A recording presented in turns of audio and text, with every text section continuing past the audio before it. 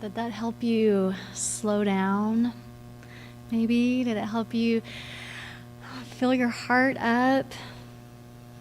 Are you able in your lives to slow down enough to close your eyes and see and feel the Spirit in the wind, the Spirit in the trees, the Spirit that lives in you? I hope that you have some moments in your life when you can embrace that sense of stillness, to breathe in peace, to breathe out love for yourself and for the world. If you find it hard to grab a hold of those moments, I understand.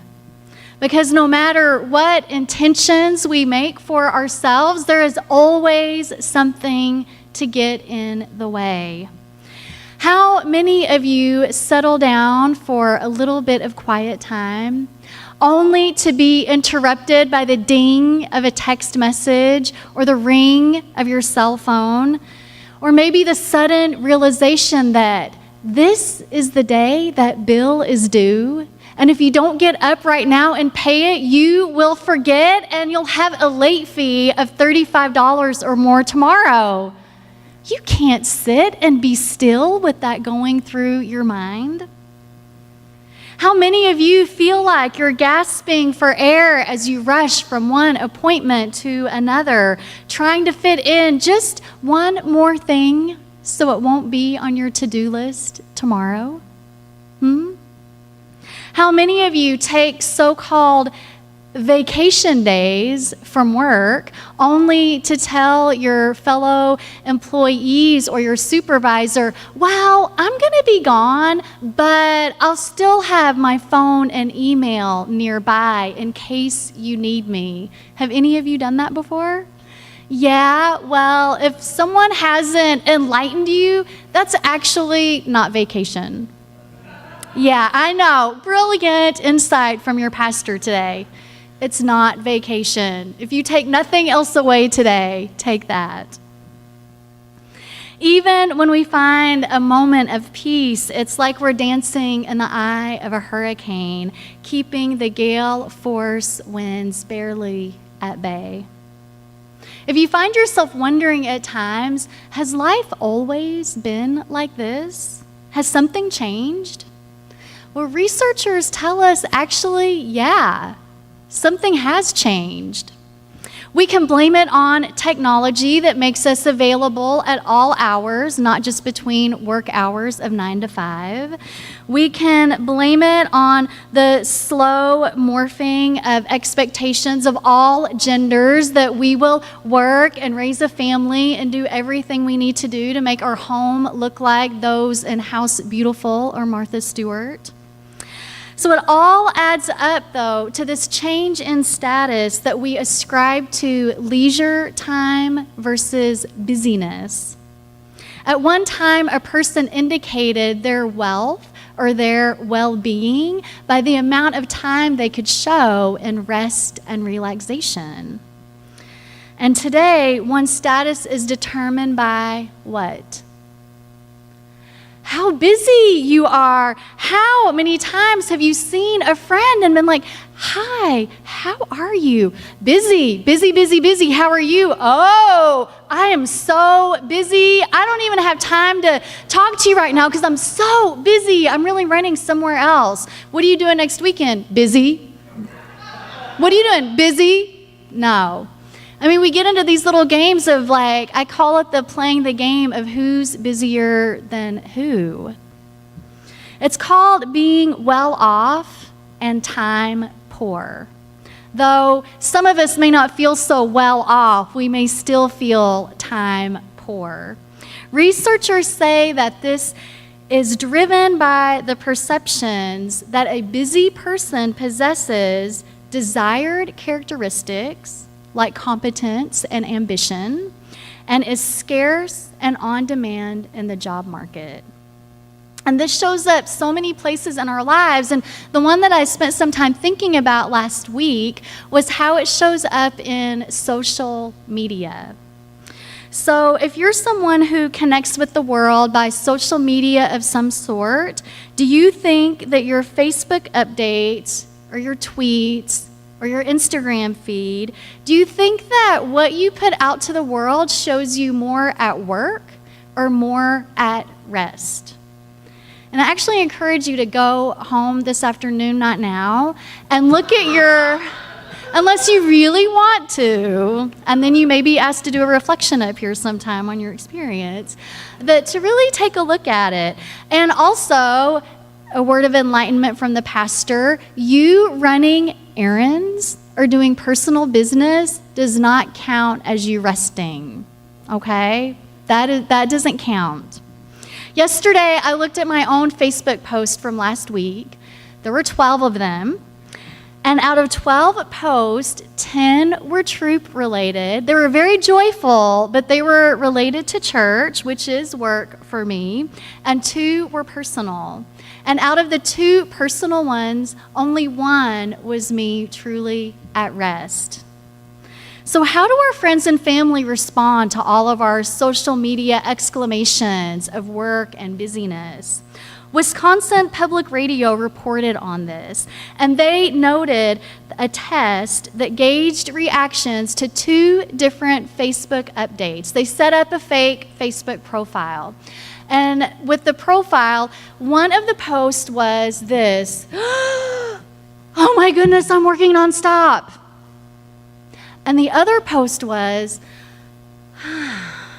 "I just enjoyed a 2-hour lunch break." So which one do you think got the most likes on Facebook? The, "Oh my goodness, I can't believe it, I'm so busy, I'm working so much." Or the, "I just took a 2-hour lunch." Well, yes, thank you, Tom, for playing the game. It was indeed the first one that got twice as many likes as the one of at rest. So I went back and did a very unscientific study on my own Facebook post. And so one of my 12 posts last week was one at City Council on Monday night. While it was fun, it was also working, and that received 97 likes. Thank you all for liking things that I put on Facebook. I feel very affirmed. And then I put one of my husband, Jonathan, and I. There he is over in the corner. Not busy right now. The one few moments you can find him actually at rest. Of us enjoying a night out on Tuesday evening, and that received 27 likes versus I know, right? Oh, I'm so sad. Versus 97 at City Council. They were posted at about the same time of day, but 24 hours apart. Now, I get it. This isn't scientific. Who knows all the factors involved in liking or not liking? But I think, in a culture that rewards our addiction to chronic busyness, showing off our ability to just be in the world is really a bit of risky business that we can undertake in our own lives. Now, if you're hearing all this and you're not convinced that being busy is a bad thing, that's okay. You don't have to be convinced. But I encourage you to read one of the thousands of articles that tell you that being busy is a bad thing to be all the time in your life. But you can only read one. Don't sit in front of your computer and read. There were like 20 million hits when I Googled this, so one. So in worship today, we've taught a few different breathing techniques or mindfulness techniques for you to turn to when you realize that it is in fact time to slow down and be countercultural and just be. Do you remember what they were? So the first one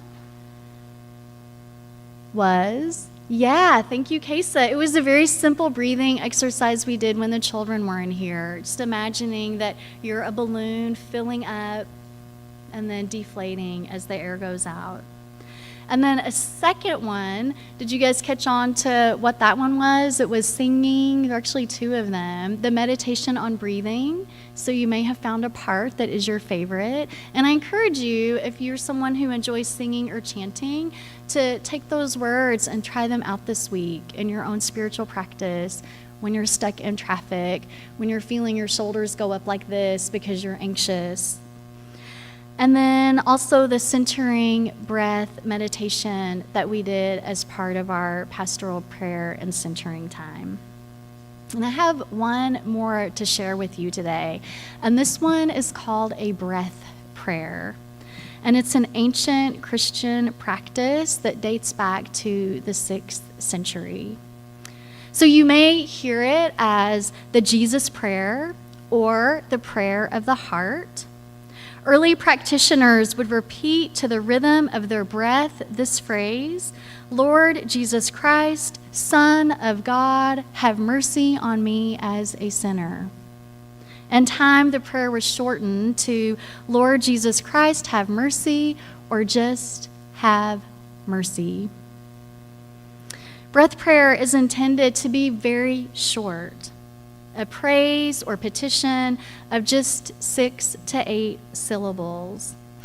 And you are going to personalize this prayer form so it works for you in your own life so that it's meaningful. The breath prayer is usually said silently, but sometimes people sing it, sometimes people chant it.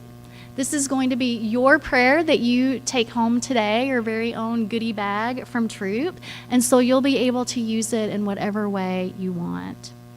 So as we create our own breath prayer, you will need to do a little bit of writing, and so Emily is going to pass out pens or pencils, and most of you have an order of service in front of you that you can use as a sheet of paper.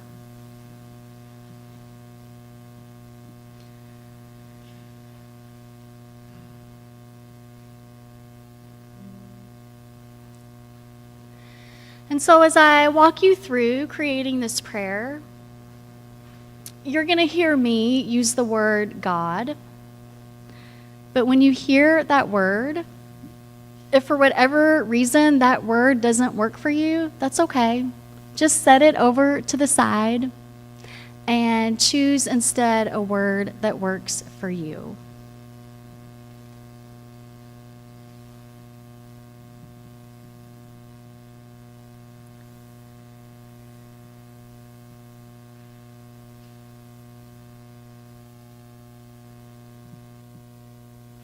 And as we enter into the spirit of creating this breath prayer, I invite you again to take a breath in,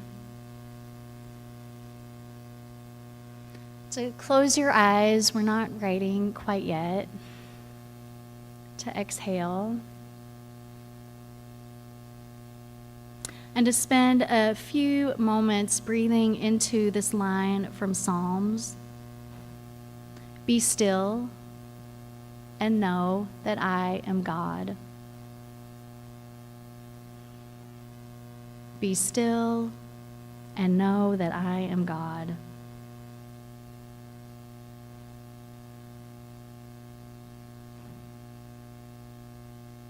And just let your heart be open to the presence of the holy, however you name it in your own life. And so with your eyes closed, imagine that God, or what you name as holy, is actually calling you out by name. You're hearing that still small voice calling your name. And the voice is asking, what do you want? What do you want from me?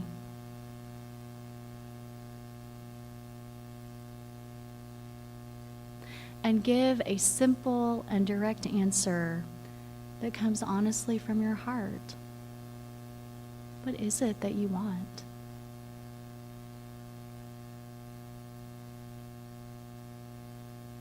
Your answer may be one word such as peace, or love,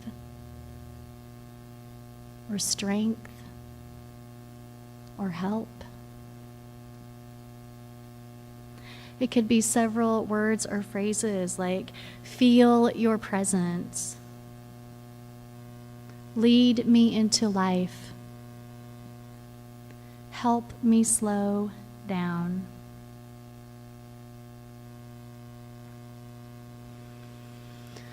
Whatever is coming to you, that is the foundation of your breath prayer. And as that word or phrase comes into your heart and mind, write it down on that piece of paper.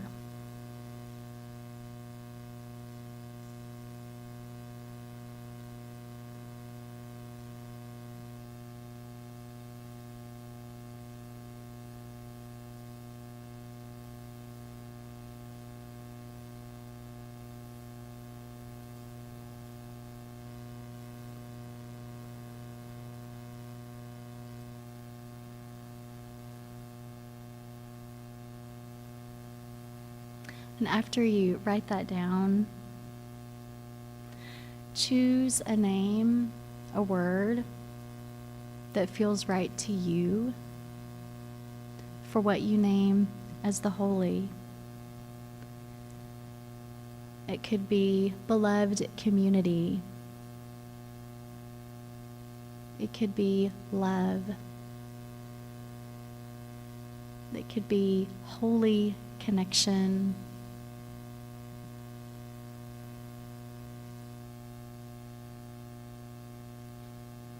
And you'll combine that with a word or a phrase that you wrote down.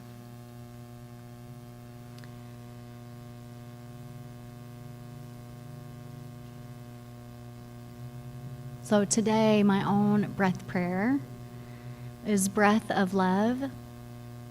Weave wonder into my life. Breath of love, weave wonder into my life. So I'll invite you now to breathe in the first phrase or word silently to yourself, and then breathe out the second phrase or word.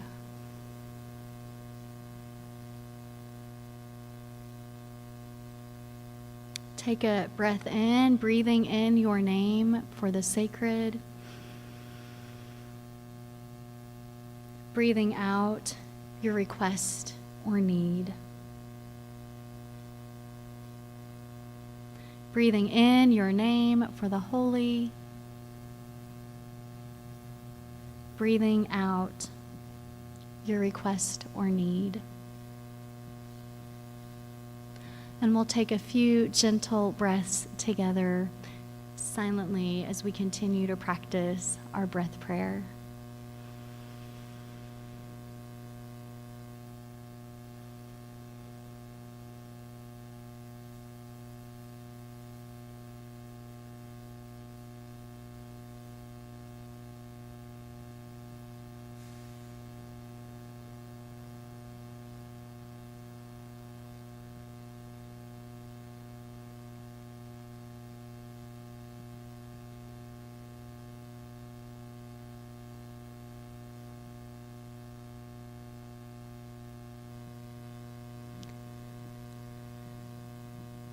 So, and I invite you to just check in with your heart and body and how it felt to do this. And did the words that you breathed in and out actually reflect your heart's desire? If it didn't feel quite right, you may need to refine it, and luckily we have the rest of our days to continue refining things such as these. It should probably never feel exactly perfect, unless it did.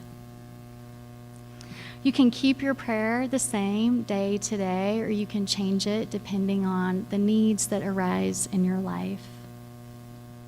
And I would encourage you to start with just a few moments of this, especially if meditation or prayer is new for you, and work your way up to 5 or 10 or 15 minutes of sitting in stillness with your breath